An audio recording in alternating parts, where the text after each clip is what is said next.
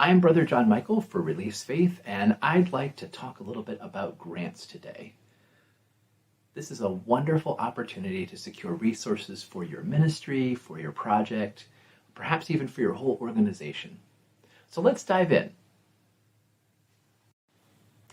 Where does the money for grants come from? There's a variety of sources, but they all have one of two things in common. Either they are an institution of governmental nature, so it could be a publicly sponsored university, it could be a local government, a state government, even the federal government itself in the United States, and they have been authorized through some sort of legislation or policy to give money for projects. In some cases, government grants function very much like contracts. There is a social objective that local or regional or national government would like to achieve, and they want to provide money to a third party so that they can achieve that objective using their skill base, their knowledge, and their capacity. The other types of grants come from private sources, and those private sources might be foundations set up by a corporation, foundations set up by families, individuals. One thing that all foundations have in common is that they are their own incorporated, not-for-profit entity. But they're different than the kind of nonprofits that we typically think of that usually do some good or service in the community, like putting on community theater, hosting an art space, providing a meal. Foundations are coded under the IRS specifically as organizations that take in resources precisely so that they can then give them away. Some other less common examples are there are nonprofit organizations that can make small grants, especially provided that their grant making is not the majority of their activity. If they can demonstrate that they do a wide variety of other services, they may still be a 501c3, which is the nonprofit tax code of the IRS, but they can make small grants as a part of their work. Finally, there are trusts. Trusts aren't organizations at all, but rather a contract written by an individual to set aside a resource, usually money, and they name particular beneficiaries. And those can be very specific, like just one person, or they can be much more broad. I would like to set aside this pool of money to help people who are raising small children, right? And that means that the trustees, the people with the legal authority to manage that trust, have been given permission to identify people who are raising small children who might need help, or the organizations that help them, and then to dispense those funds as scholarships, as grants, and other forms of philanthropic giving. So, as you can see, there's a wide variety of resources, but they all come from either the public sector, or when they're in the private sector, they're usually held by either a legal trust or a non-for-profit organization. So you're ready to prepare a grant. Well, there's a few things you should know ahead of time. Most grants aren't available for individuals or organizations or companies that aren't registered not-for-profit entities. That means having a letter from the IRS that states that you are, in fact, a 501c3 designated organization. If you're not, or if the only 501c3 that you have to work with is a religious congregation, there may be some ways you can work around barriers to funding. One is that you might have to have what's called a fiscal agent. A fiscal agent is a community organization that is a 501c3 who's willing to accept the donation or the grant on your behalf, manage the funds, and then reimburse you for the costs of the work that you're doing while your organization, group, project moves towards nonprofit status. You may also need to have a fiscal agent if the particular 501c3 that you're working with is a congregation Many organizations have barriers around providing grants to congregations, but if your congregation is, say, in partnership with an important community resource like a food bank, it's possible that that food bank could serve as the fiscal agent for a grant that you prepare together. Let's talk a little bit about how we began our narrative. While a lot of grant opportunities are now applied for online using sophisticated online forms and information management systems, the narrative, that is, the basic story that you want to tell to this funder, is still really important. And it may be valuable for you, prior to tackling any of those forms or online systems, to sit down with a good clean sheet of paper or a blank Word doc and begin working on a narrative. You can always draw from that document later and cut and paste into the resources that you're working with. So what is a narrative? It's an opportunity for you to explain who you are, what you want to do, why it's important, and how you think it might turn out. A lot of grant making follows the scientific method. We have a theory of how things could be. We notice what the current state of things are.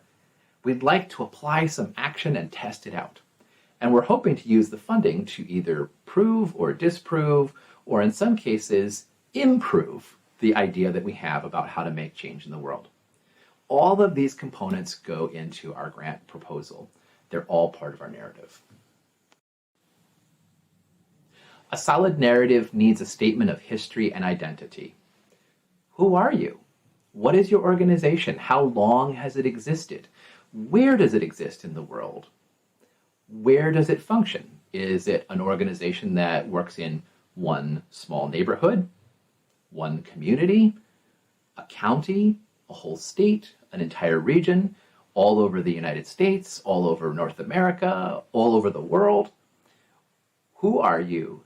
Where are you? Where do you work? And what is some of the notable moments in your life and history together? If this is your first grant, there's a really good chance that your history and identity are going to be thin on historical facts, and that's okay. It's important to help people understand the story. Why did you gather as a group? What are you trying to accomplish in your community? What hopes do you have? And why do you believe that the skills, competence, and gifts are present in the organization that you're putting together? Whether that organization is an adjunct to a congregation, or a brand new community nonprofit, or some other kind of co-op that's going to be sponsored by a fiscal agent. Why are you the ones to help bring change right now? Identity is important, but it's also good to have a really valid statement of need. A statement of need is a fact-based, data-driven explanation of the way things are right now. It may very well be that it was this set of facts, the idea that so many children go hungry in a particular neighborhood, or that there's nowhere safe for people who are fleeing domestic violence to stay in your community.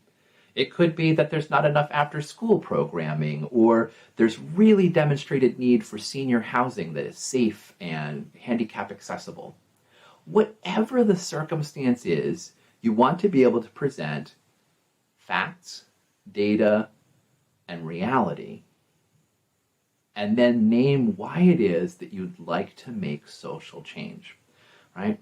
Grant making is about social change, and one of the first things you have to identify is, what is it that troubles you in your area, that troubles you in your scope of work, that you would like to address?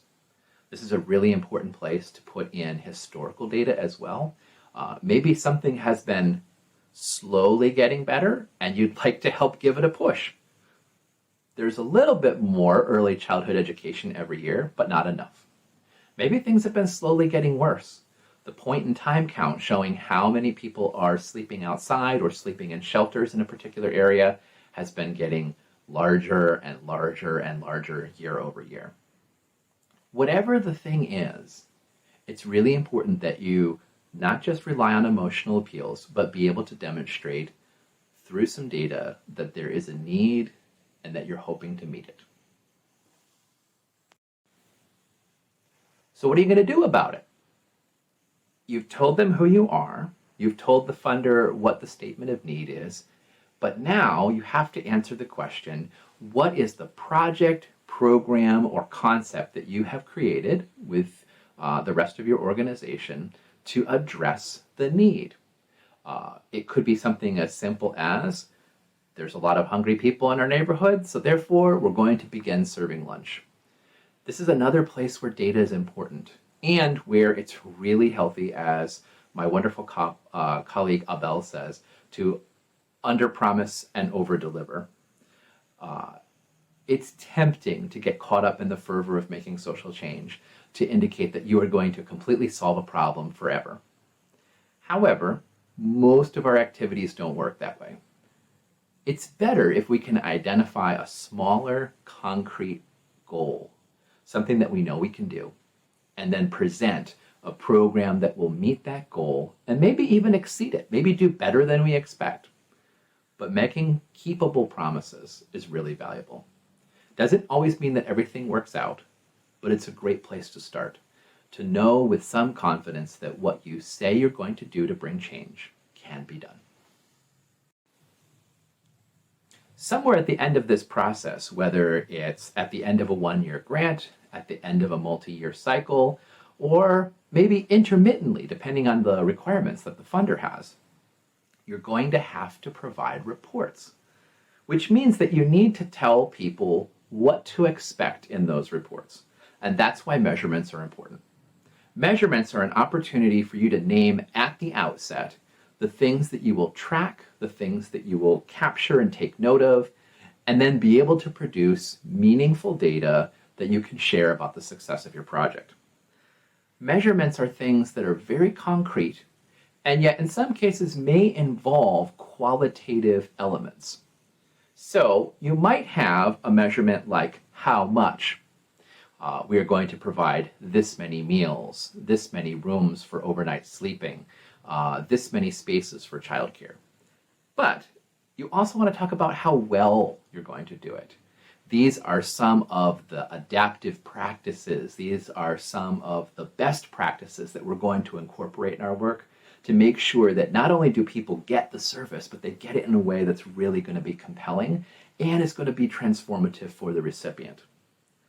And the last way we talk about that is to think about better off or social change.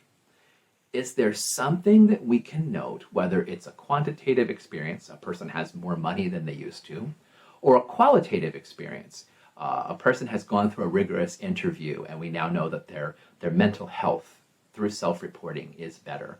They feel less symptomatic and they feel more capable of tackling their day.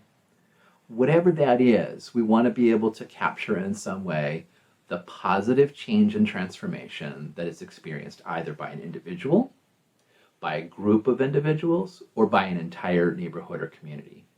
Measurements are really critical. And the sooner we begin thinking about them, the more we can provide measurements that we know we can track and then be successful in reporting out. Doesn't mean we're always going to meet them, but that's okay.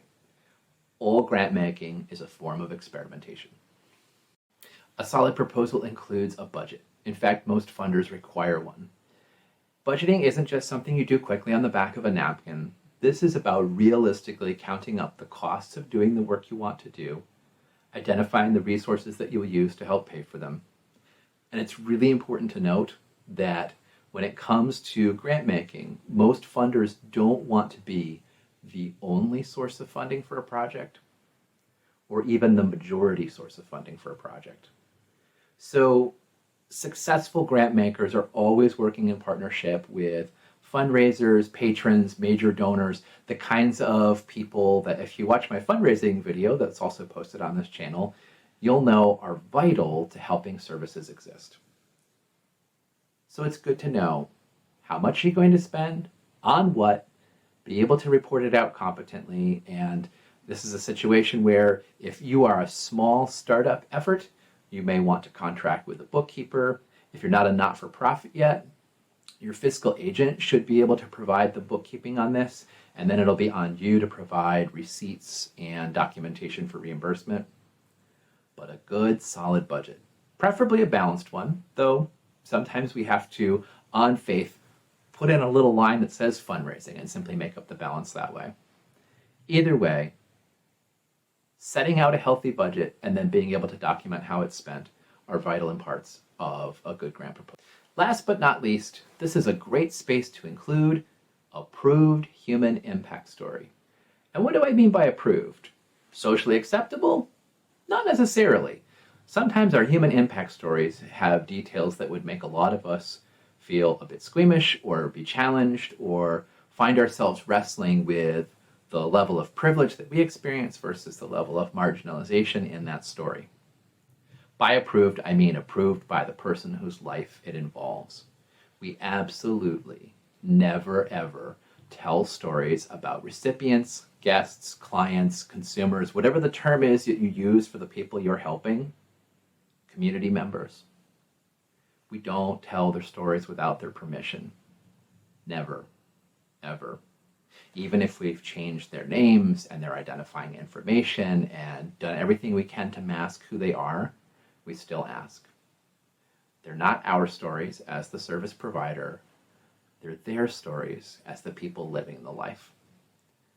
Once you've got their permission, though, that means that that person has become a partner in sustaining the good work that you all do together to help make the world a better place. Isn't that a better way to go? Partnership? I think so. Impact stories should be short, concise, and be a narrative illustration of especially the how wells and the how much betters of your proposal. Here's someone who has experience with our project. Their life began in this place. Here's some of the change, the transformation, whether it's personal, social, interpersonal.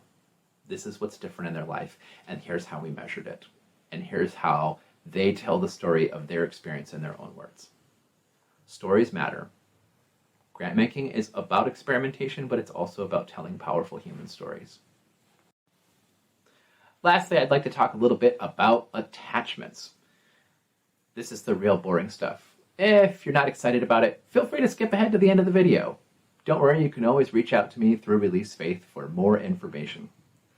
Attachments include both legal documents that are part of your proposal as well as informational ones. Informational documents include things like one-page fun fact sheets, studies that have been done. If you've been a program or a project that's been around for a while and someone has done an academically peer-reviewed study of the work that you do, this would be an amazing place to include the executive summary. Let people know that a third party took a look at your work and can describe why it's really excellent. Great thing to include. Things like an annual report, newsletters, special media. Maybe there's a video that you've created. Maybe there's a photo slideshow. Anything you can do that helps to tell your story without overwhelming the viewer with too much stuff is a really great thing to include. Legal attachments have to do with the kind of compliance that the grant maker is doing to make sure that their grants are following their guidelines, that they're going to eligible recipients, and that the appropriate reporting of the movement of funds is happening. And so some of the kinds of things that go with those attachments are specific contracts to do a particular work, usually signed off by someone who is legally responsible for the organization. So an officer, the officer of a fiscal agent, someone who is the designated responsible person. W-9s, the IRS form used to send a payment. IRS 990 forms. This gets a little bit tricky if you're a congregation because most congregations file what's called a short form or a postcard 990. If you're a different kind of 501c3, you probably have a complete tax return that you've done in the previous fiscal year. Important to get a good clean copy of that and attach it. 501c3 letters, either your own or one for a fiscal agent. Memoranda of understanding with other agencies. This can include anything from a contractual promise for two agencies to do a project or a ministry together. It can include a fiscal agent understanding, so this organization will receive funds and then expend them on your behalf. It can be a memorandum of understanding that is as simple as this is Hope Place, and Hope Place provides free breakfast, and here's their rental agreement, right? They're going to be renting out the basement of a neighborhood church. They are not sponsored by the neighborhood church, and they are demonstrating that there's an understanding and an agreement that they can use that space during the duration of the grant. There may be other specific attachments that your funder is looking for, but these are some of the most common, and doing a good job of providing these things in a clear and concise way is really important for your proposal. Well, there you go. You're ready to send. Just make sure that you have a place in your calendar that you can keep track of deadlines for financial reports, program reports, any sort of final reporting that's needed at the end, so that you can be completely transparent with what's happened with the money. Grants are a powerful way to get some work done, and because they don't need to be paid back, the way we pay them back, the way we honor the gift, aside from providing thanks and acknowledgments, is to be transparent about their use, the success of the experiment, and what we learned. I'm so glad you could join me today, and I hope you have a fantastic and blessed day. Peace and all good, friends. I'll be with you soon.